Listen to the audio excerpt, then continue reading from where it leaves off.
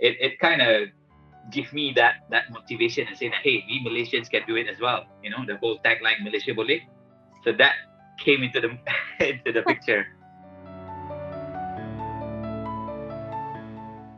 You're absolutely right. This innovation and STEM is in Malaysia is actually at the tipping point. I think we will be able to be taking full advantage of it soon, inshallah. Malaysia back in 2018, I think our gross domestic expenditure on R&D over GDP is about 1%. So that's actually very, very low compared to all the other developed countries.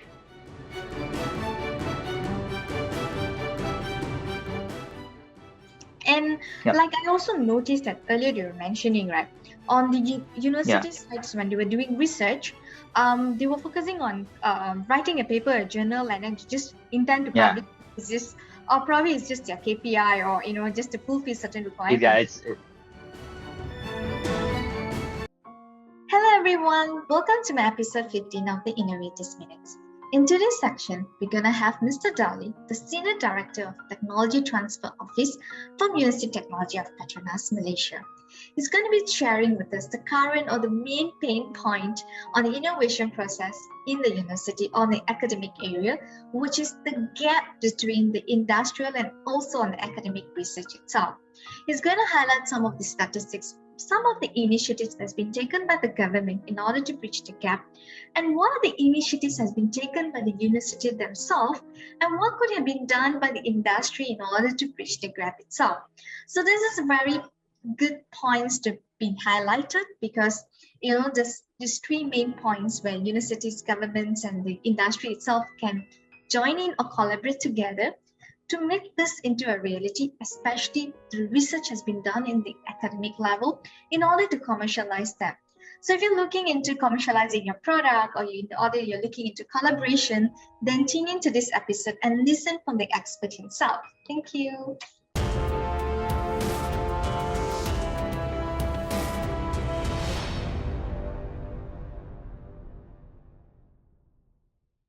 Hi, very good morning, Mr. How are you? Good, thank you, Tini. I'm sorry, is it okay if I call you Tini or Vicentini? Which one do you prefer? Visha, that would be better. Visha is better. Okay. Good, thank you. First of all, thank you so much for inviting me to be sharing my experience a bit and my thoughts about STEM here. Sure. I love to. I would love to. You're the right person to talk about it anyway. So let me let's introduce yourself. Like, tell me about yourself and how did your passion go in STEM? All right, sure. Okay. Of course, my name is Dali. My career is actually quite interesting. I started off with PETRONAS. Actually, before that, I was with Motorola, but that was as an intern.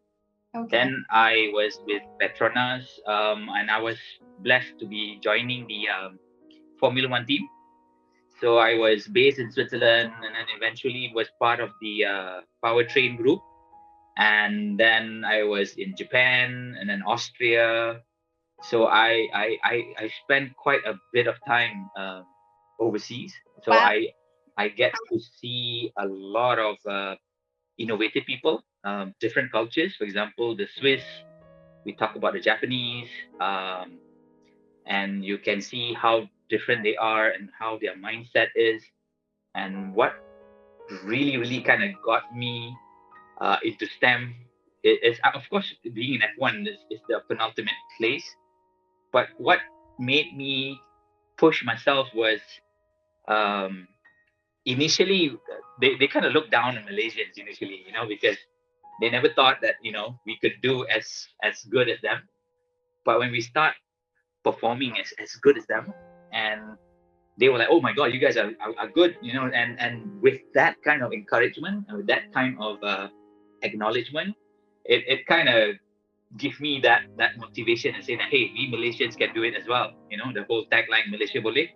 So that came into the into the picture. So then I decided to have a career change. I went to Proton doing the same thing, and I again Malaysia, we have a lot of innovative people. When I was in Proton, I got to see the other side of it. We have a lot of amazing people there as well. So it's not just limited to the oil and gas industry or the auto. So even you see it in automotive industries and so on and so forth. And then decided to take a plunge. I did entrepreneurship for a while, and there I got to see a lot more innovative people, and they go all the way from startups and all the way to the big companies. So yeah, you're absolutely right. This innovation and STEM is in Malaysia is actually at the tipping point. I think we will be able to be taking full advantage of it soon, inshallah. That's great. You have very great experience, and I like it when you said that innovation and culture are very much interconnected, right? Because you have been to different countries, and then you see the mindsets and all. I know we were a bit laid back, and now I think we are catching up very much. I think we are somewhat on par, right? But that's great to know. It is. Yeah, so, and like you exactly say, when we speak about culture, when being laid back, Malaysians, when we are in their area or their den, we tend to perform as good as them. So I think here in Malaysia, we need a lot more people. We need the people talk about herd immunity. This is the herd innovation culture, because when you start growing the number of people, everybody else will follow, because we are actually competitive. That kiasunness actually exists in us. So when you see other people are doing well, we will also match with it. So I think this is something that by you doing this, talking about innovation, I think this is great, because you are also eventually reaching out, doing your part to reach out to people and to making sure that everybody is trying to be innovative and competitive at the same time. Yeah. Exactly. I mean, that's the whole point, right? Because we need to be competitive. We need to make a move over there. Otherwise, nothing is going to move. Everything is going to be stagnant, right? So I'm so glad actually, you have a very good background, and I think that's what brings you here at this point of time. So tell me about what you currently do and how you're contributing. Okay. Currently, I am now at UTP, University Technology of PETRONAS.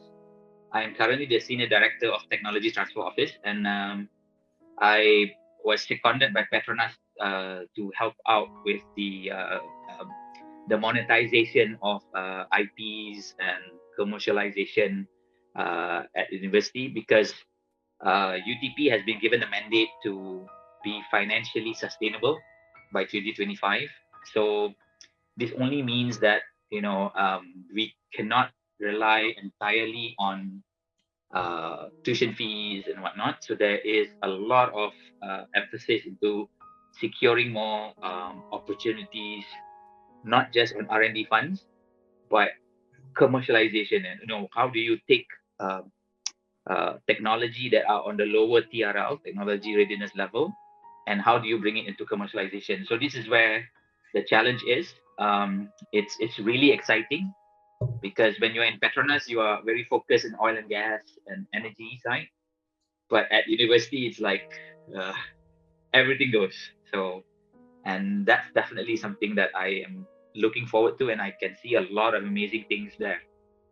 So that's really bring up to my next question, because you are now, as you have mentioned, you were in industry before, and now you're in the academic background right now.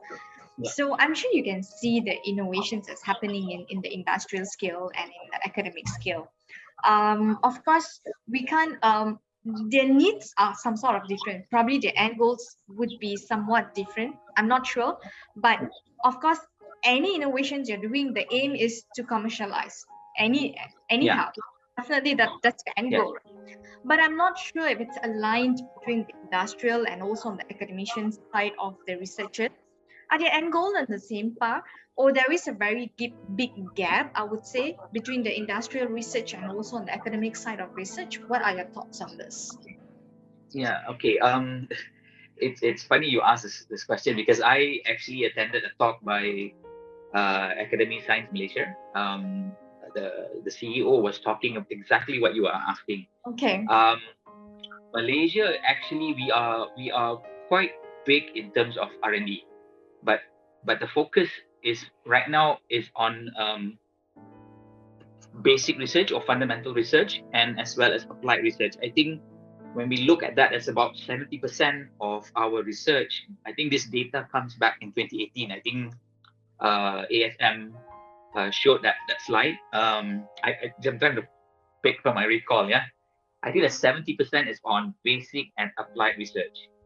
So that means only 30% is on the pre-com and commercialization side.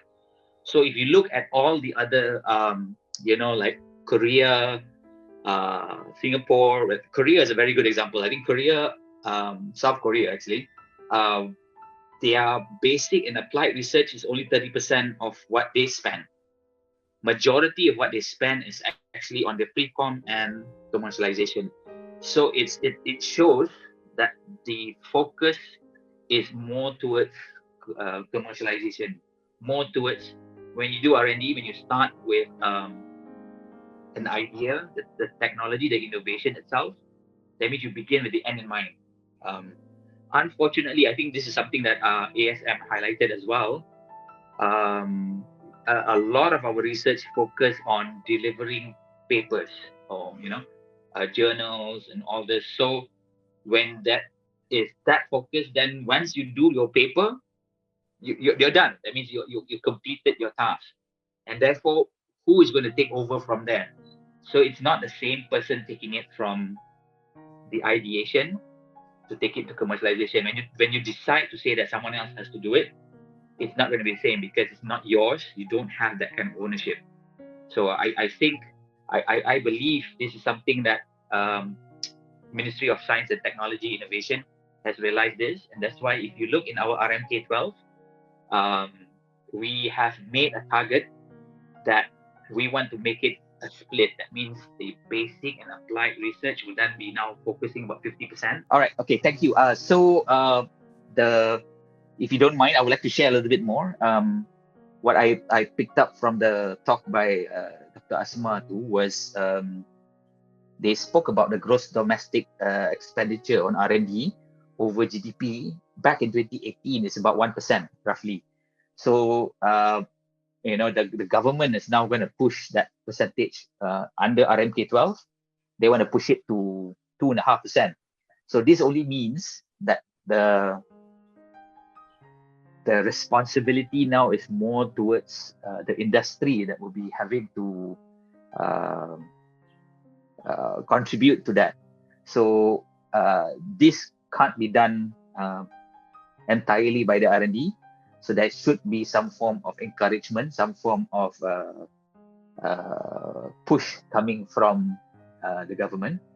So this is where I think everybody knows about the triple helix of innovation. Everybody talks about university, industry, and the government. But now people are moving on, because as we progress through that IR 4.0, now people are talking about society 5.0. So now everybody is looking at the quintuple helix, where now it's no longer about the three: university, industry, and government. We talk about society, and most importantly, now everybody is going to talk about the environment. Everybody now is talking about net carbon zero 2050. So it's no longer about technology, about us. Now we have to think about technology as that will cover the society, and most importantly to cover the environment that we are living in now.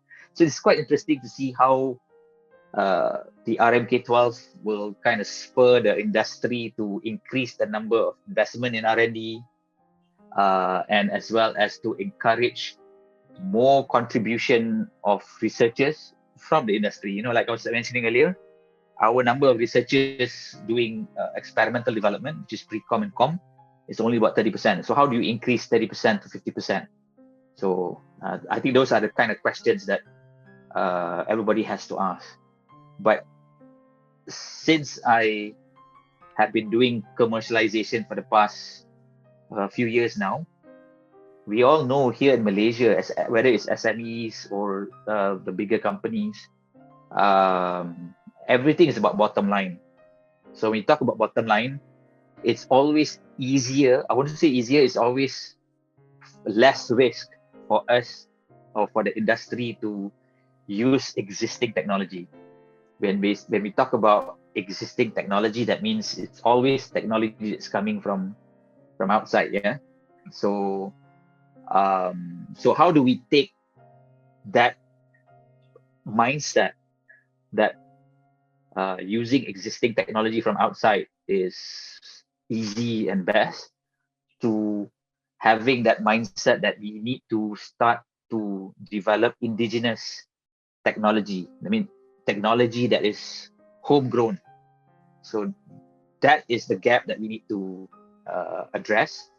And how do we encourage, like you mentioned earlier, the collaboration between academia and as well as the industry? I believe there's a lot of effort. Everybody knows this. It's not something new. It's always in everybody's mind. Everybody speaks about it. But I believe the most difficult part is actually really doing it. How do we get people to say that, oh, I for once would want to look at our local technology first before you take something from outside. So those are all the very hard questions that, on our side, that we have to convince people, right? Great. And yeah. Sure. Yeah, no, go ahead. Yeah. I mean, this, whatever you've shared, it's a very great insights, because I think not many would have been aware of this RMK, the gross domestic tax that you were mentioning earlier, right?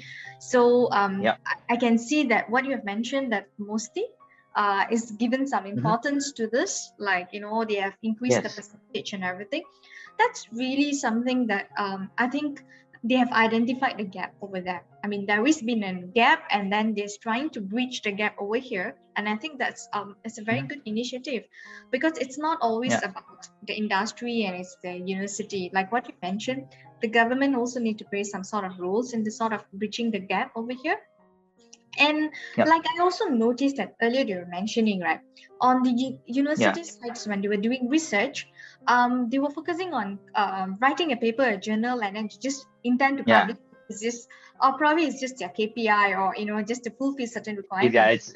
And then on the industry, because we are investing a lot of money to do the R&D, and then of course we want to see some profit, some revenue, ROI, right? So that's where you try to commercialize it. So there's a push factor over there. So do you really think, right, on university sites, the challenges that they face to commercialize, it's really because it's the project itself, or is the mindset, or it's challenges more on the financial aid? Could you elaborate more on the challenges on the university sites project in order to commercialize? Okay, I think that's a really valid point that you brought up.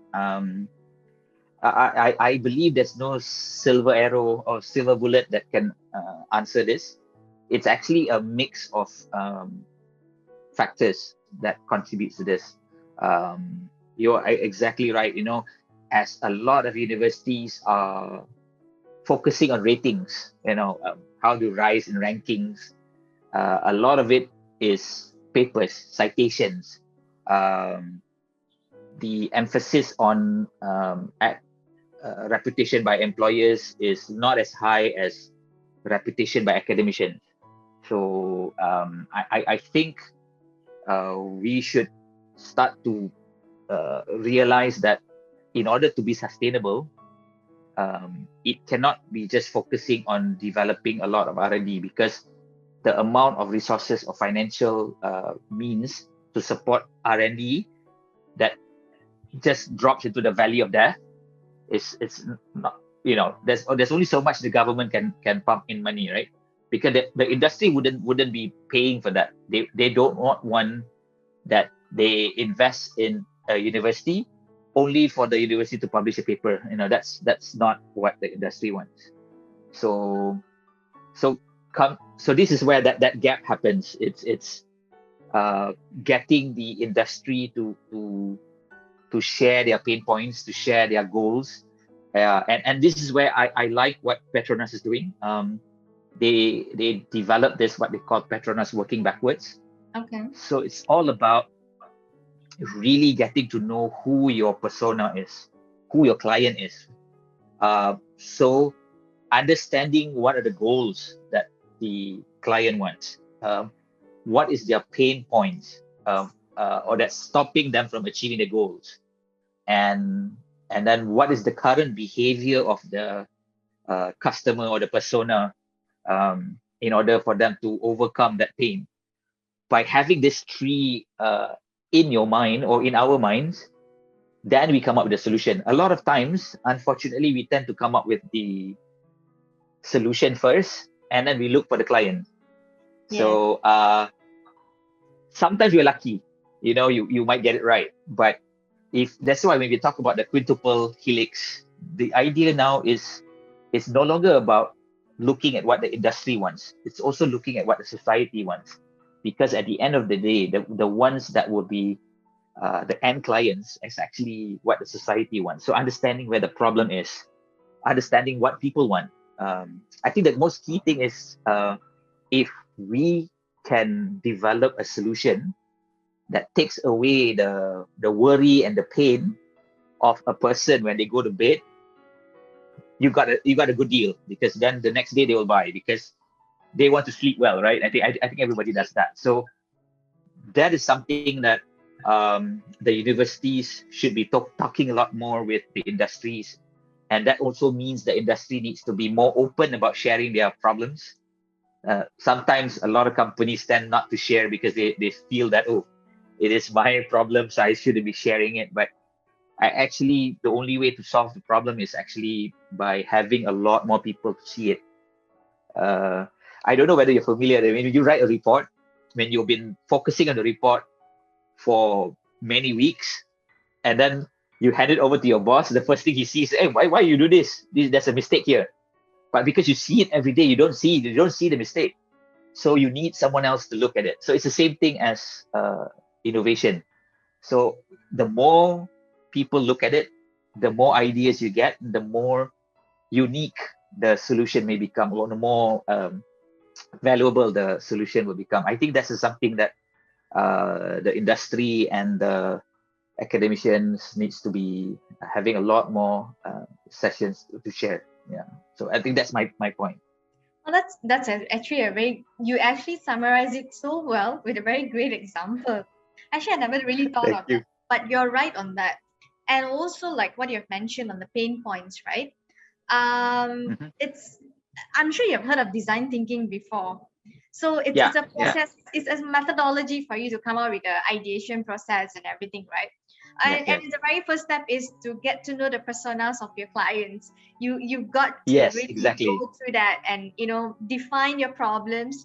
It's even before defining the problems, it's really about getting to know your client pain points and what's your personas Yes, is. yes, And because like what you mentioned in the very beginning of our conversation earlier, it's the culture that also plays a role on the innovation, because you might develop this in Malaysia, but somewhere in other countries they may be in advance, or somewhere in other countries they may be laid back. They may not be able to accept it.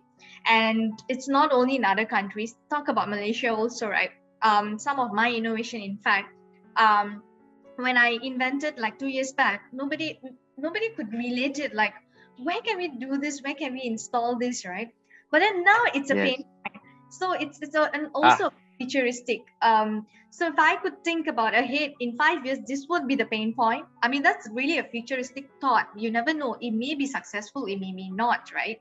But you really yeah, need to yeah. fill the gap. You really need to think ahead, because by the time you develop, it's already 2 3 years and you at the current problem. So you have to make sure that Correct, correct. the timeline, Exactly, exactly. it's also how to say, it's another challenge also. In my case, that was the challenge that I Yeah. was looking at, but glad that I could think ahead. And by the time I've developed my prototype, that was exactly the pain point at that point of time. So Oh, wow, you wow. really got to be a bit futuristic thinking in innovation as well for Yes, me. yes. Because sometimes Yeah, you're right. You're absolutely right. Yeah. people are moving so fast, and your technology doesn't wait. It just, by the time you're thinking of this, you will be realizing when you're doing literature review, oh no, someone has actually done this, someone has actually talked about this. You are Yeah. actually laid back and all that. So I think these are also some of the challenges, right? Like in innovations, besides the Yes, yes. financial and pain points and all that, that's also some other challenges that it's valid, I guess. Yeah. I like what you said exactly, because I had the same question. Is because pain point changes over time. It is. As as the as the econ. For example, I'll give a good example about when COVID happens. You suddenly have a different pain point. It affect a lot more industries. So I always believe that for researchers, you need to divide them. Maybe I'm just throwing a number, 80-20 here. Yeah. 20% needs to look about what happens in the future, Yes. because you won't have any persona that can tell, oh, in 5 years time this is my problem. Because the problem is always now, the problem is always intense now. So they would want to say, like, why are you doing this? I don't see this as a problem. But sometimes if you look at what Steve Jobs did with iPad, you know, we already have laptops, we already have phones. So why do we need another device that is in between? Nobody saw it. Everybody was saying that Steve Jobs is crazy, but he kind of made people want it. He made that as a pain point. Yeah. So The pain point, though. yes, so you can do this. It's something that, but I believe not many people have that kind of vision. You are very lucky that you are one of them. Maybe hopefully you are the next Steve Jobs or something like that. This is something that you have to try. We have to try, and always be willing to pivot.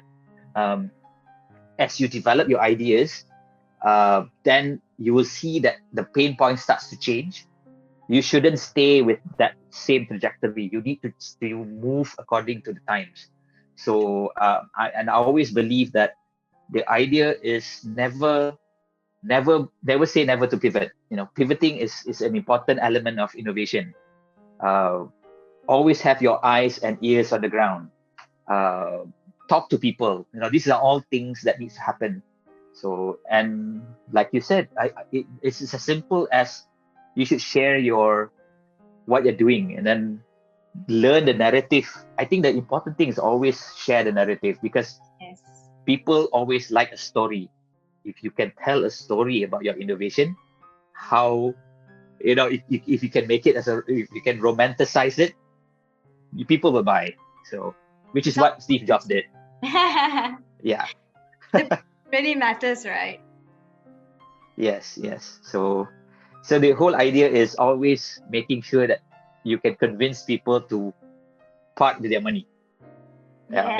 If sometimes that's why the important thing about society, this is an important thing about environment. You won't get everybody to ride on it, but you will get a portion of people. If you get a significant number of people to like what you're offering, it benefits the society, it benefits the environment. You will always get someone to come in. You should. The idea about innovation is not to make everybody happy. It's to making sure there is a group of people that's willing to pay for your ideas. True. Yeah. So I think that's my advice to people who are coming on board into innovation. When you look into STEM, when you look into what you want to be, sometimes when people talk about technology, people always think that, oh, I need to develop the next Tesla, or I need to develop the next Google. Actually, it's actually using technology to make things better. How do you enhance the yield of rice? It's not that you have to develop a new kind of rice, but you develop new ways of enhancing the yield of the plant to reduce the costs. Because the important thing for people is always about the profit margin, right? Yes. So if you can help the profit margin to be better, people will be happy. The farmers will be happy because they get more money, they get more opportunities, and so on and so forth. So whenever I tell people, when you go into technology, it's never about developing the technology, but how do you use technology to improve things as well? Yeah.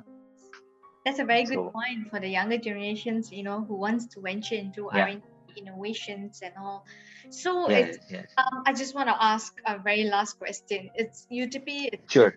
putting any initiatives on all this? Like, how are you encouraging your students in terms of R&D or exposing your students into these innovations? Is there any programs that you're conducting? Yes.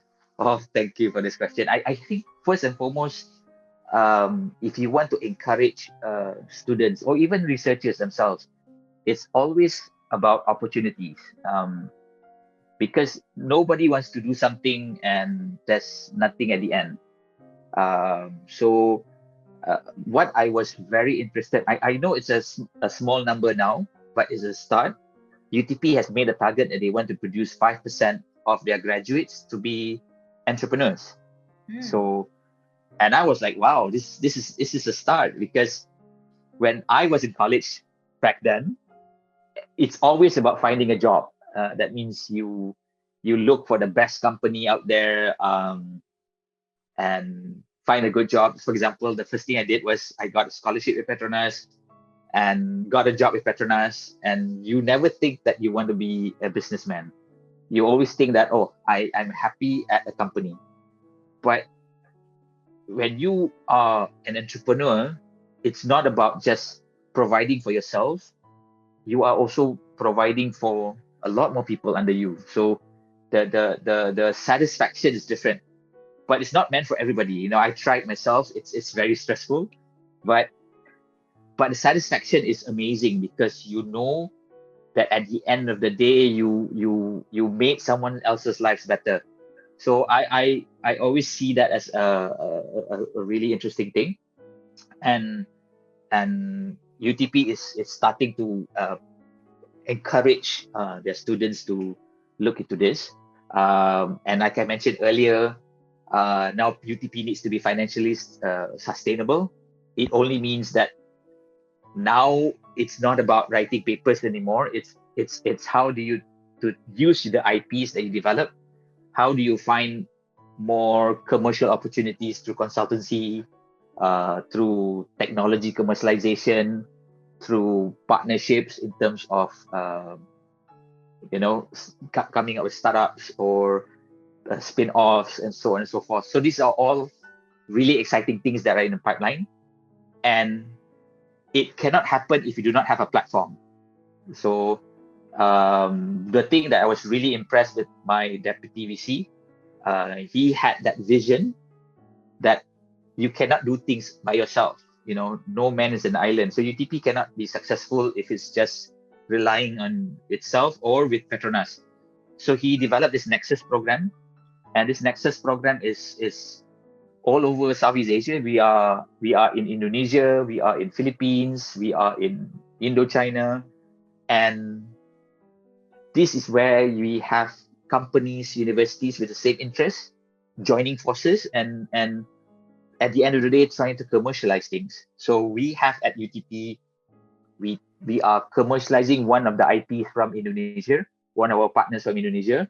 We are trying to commercialize it here in Malaysia. We are starting that, and vice versa. They're taking one of our technology, which is an IoT technology, and how are we going to commercialize it in Indonesia? So that is starting to happen. So this would then give an insight, an opportunity for the students to say that, hey, if I have this kind of platform, it can launch them into not just here in Malaysia, but it can launch them into Indonesia, for example. That's a much bigger pool, right? We have 300 million people. So, and that's an ecosystem by itself.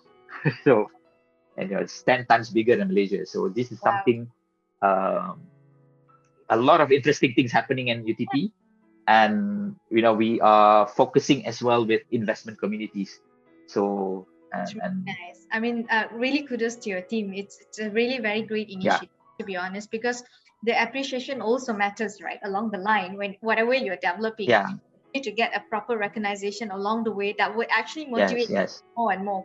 And you're doing it great. That's really nice. Thank you. Alumni of UTP myself, I know UTP excellent.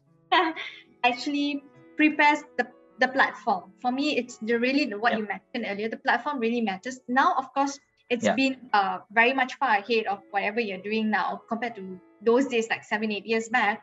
But I also started my days of innovations and R&D. Actually, it's from UTP itself. A lot of things I've learned. Wow. A lot of competitions, like, you do have CDAX, you do have ETP in your Yes. third year of your engineering studies. So it comes under CDAX. CDAX have this Open Innovation Challenge as category as well. So any year of students also can participate. Not only the third year of engineering, a final year can present in SIDAX, but under the open category, that's where I won a silver medalist, I think, in one of the category. Wow. Yeah, Wow, that's amazing. So my passion all grew in UTP, and then they have this ASME oral guard presentation or some sort. I also presented along there, and then that competition actually gives me a lot of confidence, because it goes to it represent UTP and then Malaysia, and then it goes to Asia Pacific region and all. So you got a lot of competitions on international level for me in UTP. So you actually gain a lot of cultural diversity, the innovation, and then when present.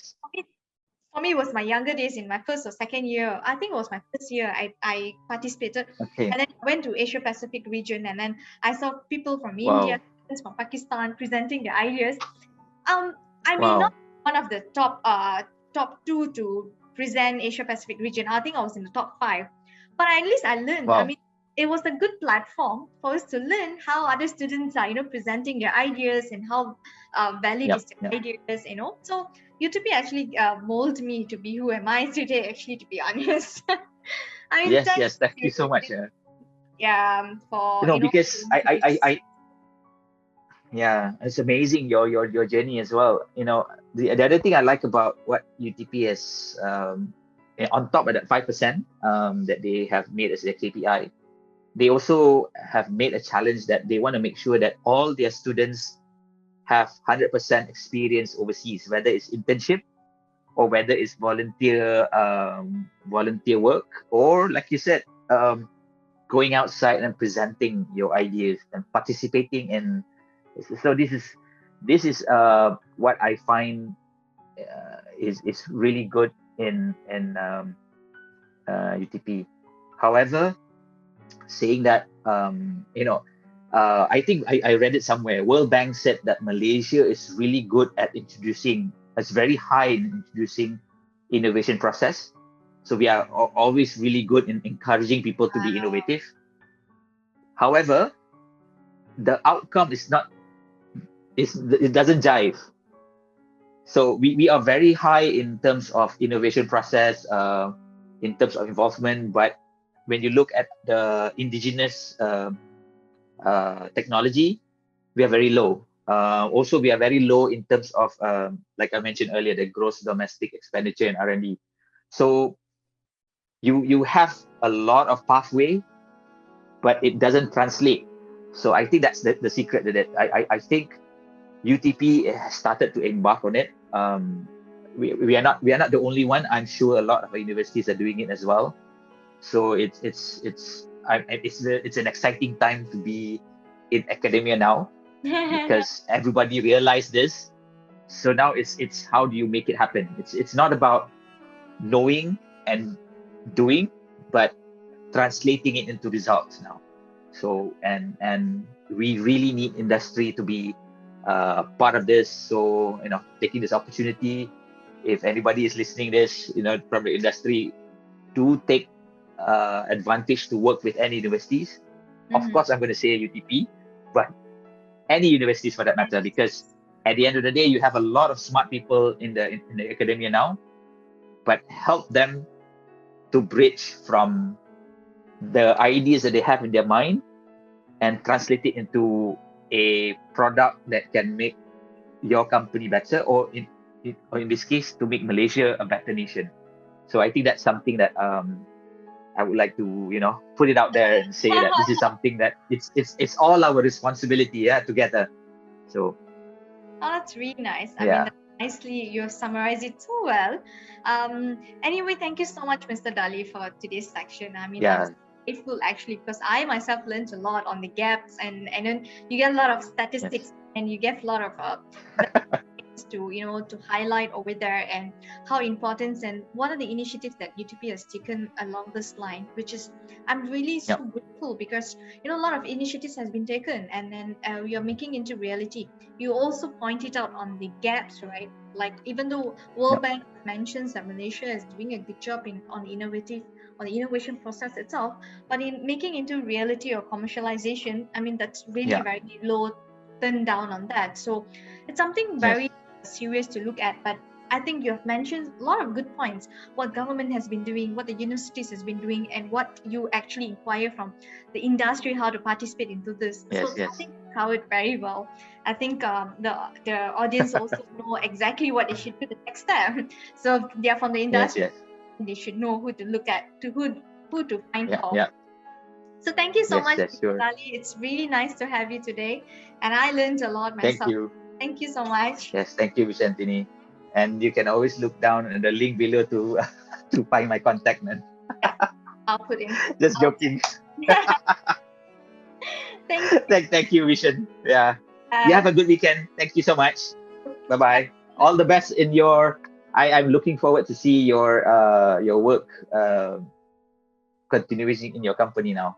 Thank you. I'm excited to hear more about. You said that now it's the right time with the pain point. So this is something very interesting. Yeah. All right, and all the best. Thank you. Thank you.